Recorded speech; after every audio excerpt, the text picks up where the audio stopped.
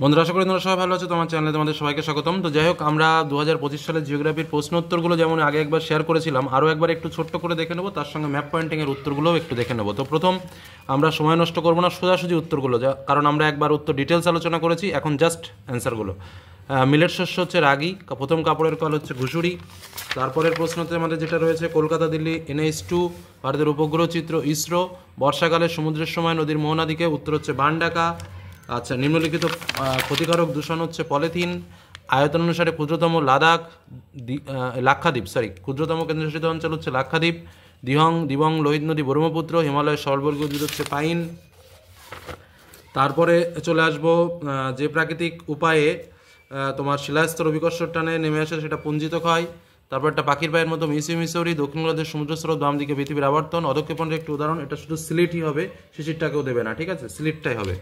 আচ্ছা, তারপরে চলে আসো যেটা ভূপৃষ্ঠ সংলগ্ন প্রধানত উত্তপ্ত হয় বিকিরণ পদ্ধতিতে। এটা কিন্তু প্রশ্নটা টার্নিং, অনেকেই এটাকে ঠিক করেছো, কিন্তু অ্যান্সারটা কিন্তু এটা ভুলই হবে, কারণ এই যে প্রশ্নটা বুঝতে হবে, ভূপৃষ্ঠ সংলগ্ন বায়ুস্তর প্রধানত উত্তপ্ত হয় বিকিরণ পদ্ধতির সাহায্যে, না পরিবহন পদ্ধতির সাহায্যে বায়ুস্তর উত্তপ্ত হবে, ঠিক আছে, আর বিকিরণ পদ্ধতি তো চলে যাবে। তারপরে দেখো যেটা রয়েছে সেটা স্কেলের দ্বারা অনুপাত হয়, এটা নিয়ে আমি কনফিউশন বলেছি, সত্য মিথ্যা যে কোনো একটা হলেই নম্বর দেওয়া উচিত। আচ্ছা, সিমেন্ট কারখানা থেকে, এটা ঠিক। উল্কাপিণ্ড স্ট্যাটাস এক্সপ্রেসের পড়ে ছায়া হয়ে যায়, এটা ভুল। কৃষ্ণ শুক্লপক্ষের অষ্টমী তিথিতে ভরা জোয়ার হয়, এটা ভুল। মরা জোয়ার হয়, ভরা কোটাল হয় না। তারপরে এটা হচ্ছে অস্থির হ্রদগুলোকে প্লায়া বলে, ঠিক। তারপরে একটা ভুল, এটা উত্তর ভাবর। শূন্যস্থানের প্রথমটা উত্তর পশ্চিম ভারতে আদি উপগ্রহ চিত্রে ক্ষুদ্রতম পিক্সেল 3.56 লক্ষ কিলোমিটার অনুসুর বা পেরিজি। তারপর একটা তেজস্ক্রিয় বজ্র, তারপর একটা ভাসমান, তারপর একটা ব্যারোমিটার, একটা বহির্জাত প্রক্রিয়া। তারপরে এসে কিউয়ে চলে আসি। আচ্ছা, শীতকালে উত্তর পশ্চিম ইউরোপে এটা হচ্ছে উপসাগরীয় স্রোত। ঝিলাম কোন নদীর উপত্যকি? চেনাব। উত্তর পূর্বাঞ্চলে কোন ধরনের চাষের জন্য অধিক মৃত্তিকা? জুম চাষ। উড়িষ্যা কটক শহরে ফসলের গবেষণা ধান গবেষণাগার। আদমশুমারি অনুযায়ী 10 লক্ষ, এটাকে জাস্ট কথায় লিখলে হয়ে গেল 1 সেন্টিমিটারে 50,000 সেমি। আচ্ছা, পর্বতের পাদদেশে নদীর খর্জের ফলে যে শঙ্কুকৃতির সরল শঙ্কু বলে। কাল্পনিক রেখা হচ্ছে সমবর্ষণ রেখা। লাদাখের সঙ্গে খারদুগলা, কাঠডুগলার সঙ্গে করমুক্ত বন্দর, ভিলায়ের সঙ্গে লৌহ ইস্পাত, রাজস্থানের সঙ্গে লুনি। তারপরে ব্রড টাইপের কোশ্চেনগুলো রয়েছে, তো তোমরা স্বাভাবিকভাবে উত্তরগুলো প্রশ্নগুলো এর আগেও আমি আলোচনা করেছি, সেগুলো সেখান থেকে দেখে নিতে পারো, বা একবার যারা ভবিষ্যতে পরীক্ষা দেবে তাদের জন্য একবার ছোট্ট করে একটু দেখিয়ে দিয়ে যাচ্ছি, যাতে তারা প্রশ্নগুলো একটু দেখে নিতে পারে, কারণ আমরা 100% কমন দিয়ে দেখিয়েছি যে কীভাবে প্রশ্ন কমন আনতে হয় বা কীভাবে একদম কম পড়ে ভালো রেজাল্ট করা যায়, সম্পূর্ণ উত্তর কিন্তু শেয়ার করেছি। এখন যেটা আমাদের দরকার সেটা হচ্ছে ম্যাপ পয়েন্টিংয়ের উত্তরটা সহ আমরা আলোচনা করব। তোমাদের জন্য সম্পূর্ণ ম্যাপ পয়েন্টিং রেডি করেছি। আমাদের প্রথম পয়েন্ট কী ছিল? দক্ষিণ ভারতের একটি ল্যাটেরাইট মৃত্তিকা অঞ্চল। দেখো, এটা আমরা ম্যাপ পেয়েছি, এইরকম একটা অঞ্চলকে দেখিয়ে দিলেই কিন্তু হয়ে গেল এই জায়গাটাকে। এবার এদিক ওদিক একটু ওদিক ওদিক হতে পারে, সেক্ষেত্রেও কিন্তু পূর্ণ নম্বর পাবে। উত্তর ভারতের একটি আখ উৎপাদক, সরি, এই যে ভুল বলেছি আমি।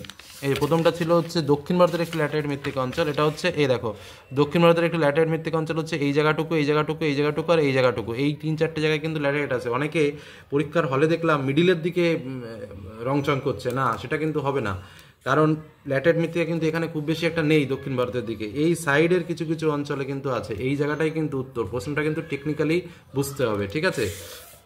তারপর এটা দেখো কি বলেছে, পূর্ব ভারতের একটি ম্যানগ্রোভ অরণ্য অঞ্চল, এটা তো সবাই পারে, যেটা হচ্ছে সুন্দরবন। পূর্ব ভারতের একটি ম্যানগ্রোভ অরণ্য অঞ্চল, এই যে খাসটা এর এখানটায় উত্তর। 3 নম্বর পয়েন্ট বলেছে উত্তর ভারতের একটি ইক্ষু উৎপাদক অঞ্চল, যেটা আমি প্রথমে বলতে গেছিলাম, যে এই যে অঞ্চলটা রয়েছে উত্তরপ্রদেশের সারাউন্ড দিয়ে এরকম, এই যে জায়গাটা একটু একটু একটু ওদিক ওদিক হতে পারে, কোনো সমস্যা নেই, এটা হচ্ছে উত্তরপ্রদেশের একটি আখ উৎপাদক অঞ্চল। আচ্ছা, তারপরেরটাতে চলে যায় সাতপুরা পর্বত। তো সাতপুরা পর্বত তো স্বাভাবিকভাবে এই জায়গাটা একটু একটু এদিক ওদিক হতে পারে, খুব বেশি এদিক ওদিক হলে নম্বর পাবে না, কিন্তু একটু একটু এদিক ওদিক হলে নম্বর পাবে। আমাদের যেটা বলা থাকে 5% থেকে 10% যদি একটু নড়াচড়া করে সেক্ষেত্রে নম্বর দিয়ে দেওয়ার কথা, ঠিক আছে। মহানদী, তো মহানদীটা কোথায়? এই যে দেখো, মহানদীটা আমি এঁকে দিয়েছি, এই খাঁজের দিয়ে শুরু করে এখান থেকে এরকমভাবে, তবে এই তীর চিহ্নটা কিন্তু দিতে হবে, তীর চিহ্ন না দিলে অনেকে নম্বর দেবে না।